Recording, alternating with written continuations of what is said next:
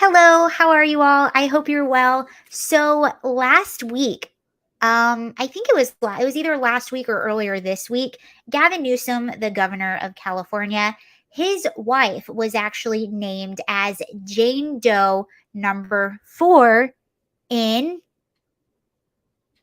the Weinstein trial, as in Harvey.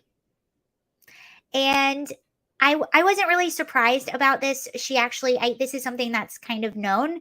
She had an op-ed a few years back saying how she was a victim of Harvey Weinstein. Well, fast forward today, she was named as Jane Doe number 4, and now we know why they actually want her on the trial. So here is this. 1 week after California Governor Gavin Newsom's wife, Jennifer Siebel Newsom, went public accusing disgraced Hollywood mogul Harvey Weinstein of allegedly R-ing her 20 years ago, an email exchange between the two could prove the two engaged in consensual acts. Los Angeles Judge Lisa Lynch ruled Monday that Weinstein's defense lawyers have grounds to question Siebel Newsom about an email exchange with the former movie mogul in 2007 in which she allegedly asked for advice after accusing him of SA and R, sorry, I have to be YouTube friendly, on how to deal with the scandal involving her soon to be husband and California's future governor. The scandal allegedly involved Governor Newsom, who was San Francisco's mayor in 2005, and an aide during his term. However, the Associated Press reports Lynch said the defense could not discuss the underlying issue behind the email, calling it too tangential in relation at this time. Mark Worksman, a defense lawyer for Weinstein, told the court Monday that Siebel Newsom contacting Weinstein for advice would indicate that the two had a friendship and companionship. All of the things you'd think a woman who is r'd by Harvey Weinstein wouldn't do. It's how to deal with a scandal with her husband, Worksman said, adding the defense will be that they had an affair, that they had consensual acts together. So basically what they're saying, what had happened back in the day is that Jennifer Siebel Newsom, when all of this stuff started coming out about Harvey Weinstein, Jennifer wrote a piece in which she basically said that she was the victim of Harvey, if you know what I'm saying. Well, now they're actually saying, no, we have proof that this was consensual because we have this email where you're asking for advice after her op-ed came out. Was it an op-ed? Yeah, I guess it would be an op-ed.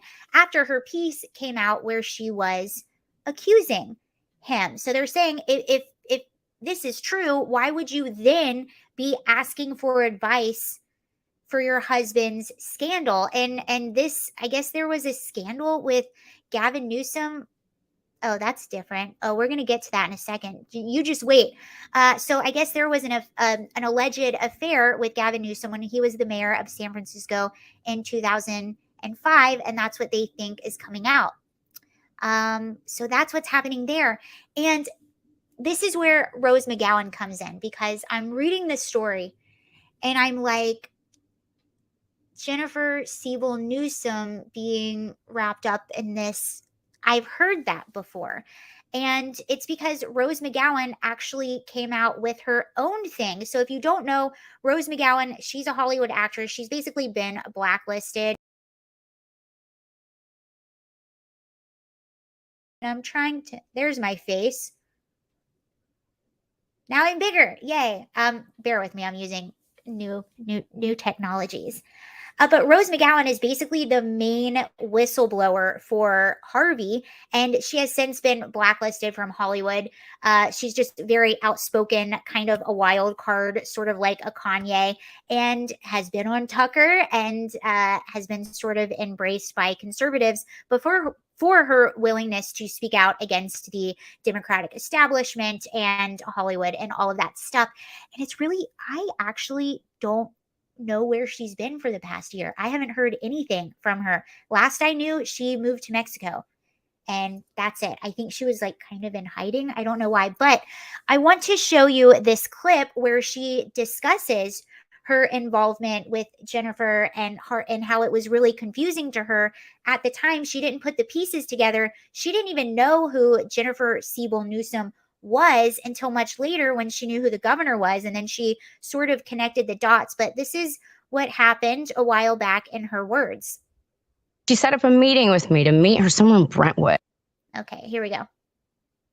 Jennifer Siebel Newsom, I think that is her name, yes. She called me and she set up a meeting with me to meet her somewhere in Brentwood. And I actually went and I got very creeped out, and I saw her sitting where I was supposed to meet her, and I looked at her and I turned around and went back into my car and drove away. She wanted to meet me. She reached when out is this? to me. When is this? Just to be clear. This is about 6 months before the New York Times article on Weinstein that I set up broke. Okay.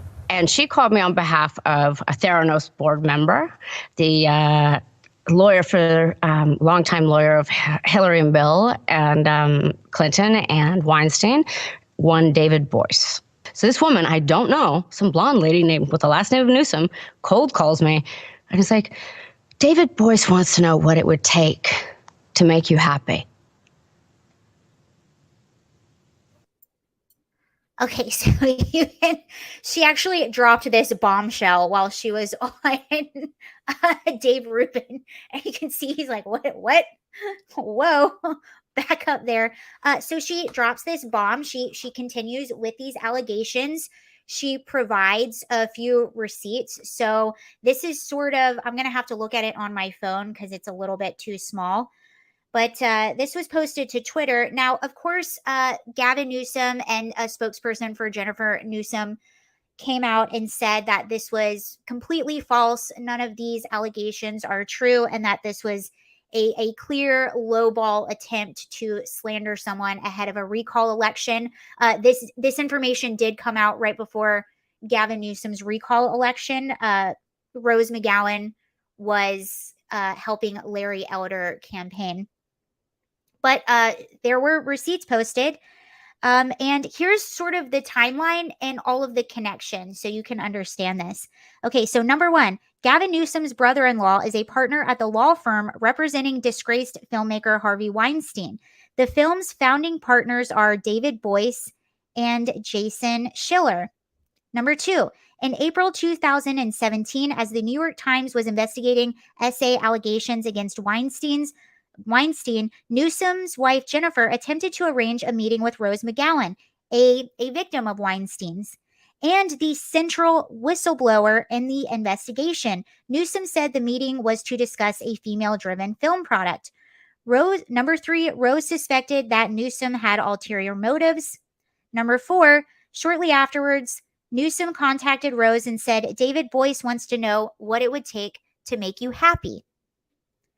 Number five, months later, Newsom infiltrated an email group of Weinstein's victims and admitted that she asked Rose if there's anything Harvey's lawyer could do for her. So they kind of changed the words to make it seem like Jennifer Newsom was trying to help Rose, but that is not the impression that Rose got, allegedly. Now, if you were to stop this and zoom in, you will see that there are exchanges here and receipts. So do with that what you will. It's all alleged. But I will say this. What is not alleged and what is just really disturbing is how interconnected all of these people are. Like, why does the wife of the governor of California even know Harvey Weinstein? Why do they even have a history together? And then there's the Clintons. And why is everyone so connected and intertwined? It's almost like we are run by this weird interconnected just cabal of elite people. And it has to be broken up. And even separate from this, Nancy Pelosi, San Francisco, Kamala Harris, San Francisco, the Clintons, the Obamas, the Bidens, like everyone, it's just interconnected and they all know each other. And it's just, it's gross. And it's gross. I do know that without even knowing the truth behind any of these allegations. It's just gross. And can we just vote these people out? And by the way, just so we're all aware, we've talked about this several times. Gavin Newsom, I'm pretty sure he does want to run for president. I don't know if it's going to be in 2024 or later, but that is on his radar. So there's that. Anyway, thank you guys for watching, and I'll see you later. Bye. I'm still trying to figure out how this is going to happen after all of my videos now. There's going to be this awkward time. Could I edit it? Maybe. I don't know how to do it in this. Oh, there's an edit button. We're just going with it. End broadcast.